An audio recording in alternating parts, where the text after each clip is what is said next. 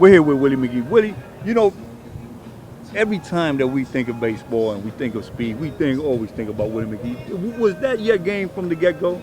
Not really, man. I prided myself all around. You know, I love playing defense. I love hitting.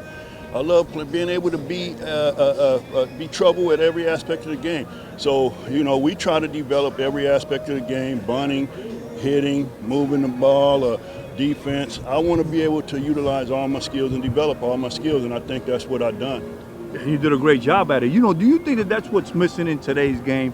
Because constantly you see that the guys are being with that chip. They can't hit to the opposite field. They can't bunt. They can't move the runners over. Why do you think that happens? I think that's just the way the game is evolving, just like everything. Everything evolves, man. And one way or another, it'll play itself out. If it's good, it's going to keep going. If it's not, it will turn back over, and who knows? But our job is to go with it, you know, and follow suit. And that's what organizations want. And they got the documentation to say that this is better. And so, you know, we got to just ride it out and see what happens. Me, I'm old school.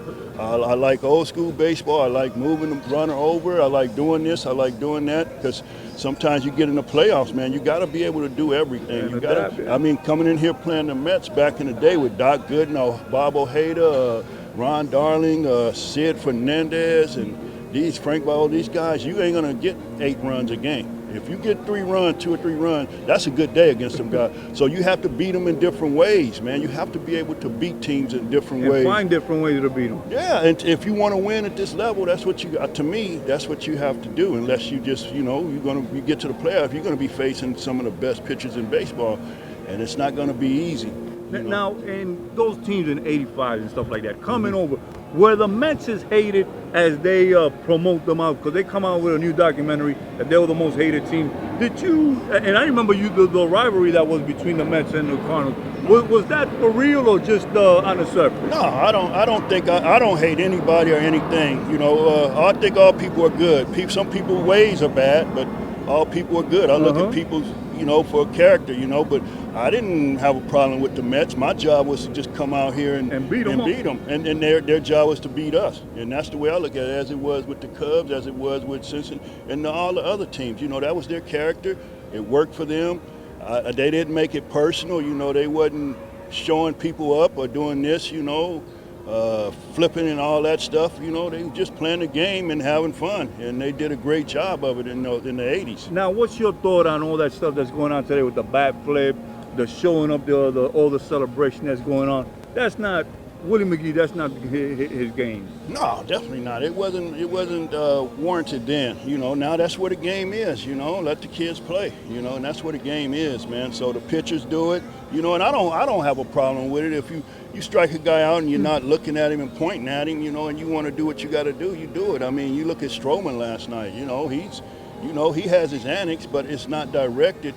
From what I've seen over the years at any individual, that's just how he plays. He's a great athlete, and he's confident, and you can tell he works his butt off, and he's fun to watch. I mean, you know, but I don't see him making it real personal, you know, to a point. Right. You know, to a point. I don't see that, but you know, that's what gets him going. Now let me ask you something. We talked about this yesterday, about the fact is that I think that there's too much information being implemented on too many players, and that's the reason why the fundamentals are not there, and it's so much stress for just they don't simplify the game. This is how that is. I think the numbers show again. You notice guys don't run the bases no more in practice. Guys don't throw to the bases as much in practice. Right. And I mean, that's just the way the game is. Who am I to say it doesn't work, or it's not going to work, or it's not good? You know, like I say, on those aspects, time will tell. Me, I like to throw. I like to run the bases every day. That's what we did, and we didn't make mistakes. I mean, you know, and like I said, you get into the 7th game of the World Series. My mentality was, it ain't going to be because I wasn't prepared. If I make a mistake, it ain't going to be because I wasn't prepared. For instance, I remember Ozzie telling me in '82, we riding to the park for the World Series. He said, "Hey, no matter what you did during the regular season, this is what people are going to remember you by." So then I got kind of shook for a minute, you know, but then I got to thinking, man, I'm prepared for this. I've done my work. That's right. You know, I've worked on my base run. I've worked on my defense. And that kind of calmed me down. You know, now I can look anybody in the face if I make a mistake and know that, hey, it wasn't because I wasn't prepared. That's right. You know, and that's what life is about, is being prepared, man. And so now I don't know how much preparation. That's what these guys and these numbers and these people are trying to find out. How much is enough and how much isn't. Now, you know, when you won the batting title and you went to Oakland, can you explain to the fans, because there's a lot of they stopped the average and they gave it to. Well, it was just I guess how you could say I was fortunate that the amount of bats you need to qualify was 500 and something at bats, and I had enough at bats to qualify. Now, you know, so I go over there, which I didn't care. I could care less. You know, they traded me to my home team, Oakland, and we went over there and we won. Got to the playoffs, got to the World Series. I can't do nothing about that, but guys over here were complaining, you know, that we're in the race, you know, and I'm like, hey, just give it to them. If they want it that bad, they can have the batting title. I don't care. We all know who won. I don't care. You know, if they want it that bad, give it to them. I was just happy to be consistent. That's all I work to be. You know, that stuff right now is in my closet. You know, it doesn't mean nothing. When I'm going, it doesn't mean a thing. Well, we all know who should have won that based on your numbers, and we knew who was the MVP that year. And actually, that year before I got traded, I was getting better. I mean, I was feeling better and getting better and tightening up even more. So, you know, but, you know, when guys, you know, to me sometimes that's selfishness when guys, you know, blame me for getting traded and not being over there to win it outright, you know. And I didn't care. I didn't really care, to be honest with you. How did it feel going to San Francisco, going back home and playing with? If I had to do it again, I don't know if I would do it because of the fact that it's so distracting, because of the, you know, family. You think everybody was gone and doing their thing, but, you know, coming out the game, you got people, you know, out there waiting on you. You got people in the stands hollering out your name during the course of the game, and you're trying to concentrate, and they're hollering. If you don't look at them, they say that you changed and this and that. So you're dealing with those emotions that I wasn't prepared for. So. Now, lastly, listen, you know, it's been a well-known fact that you started out with the Yankees. Right.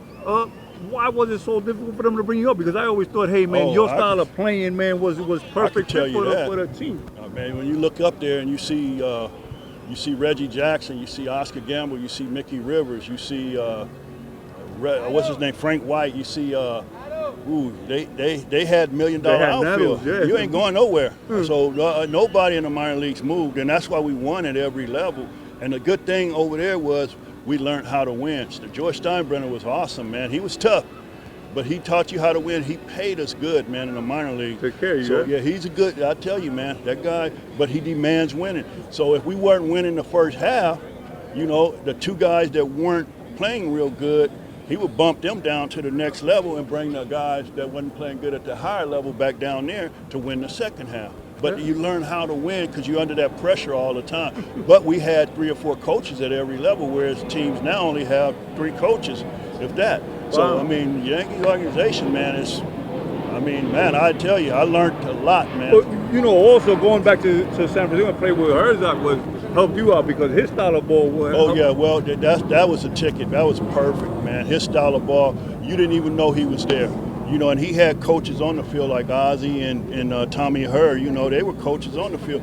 Basically, you know, Whitey managed the bullpen, and, you know, he had – from the 7th and 9th. Yeah, man. He was so far ahead of everybody, man. And you know, I hear that his memory. You can ask him a day, 5 years ago or something. I'm just saying, and he could tell you if it was cloudy or this or that.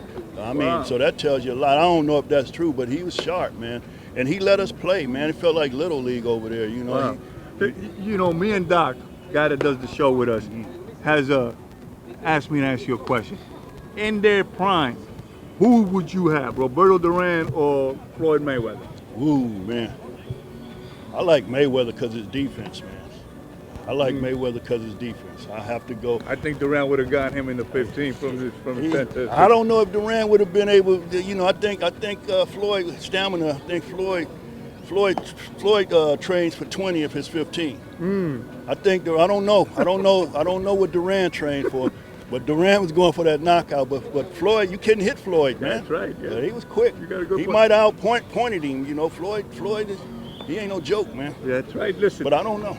Willie, you know, you're a champion inside the field, man, and outside the field. I want to thank you for your time and courtesy. And brother, hey, man, you always play in my team, man. Appreciate it. Good luck, brother. Thank you, man. Be safe, man. All right, fellas. Por favor, suscríbete a nuestro canal de YouTube Las 5 Esquinas de Nueva York.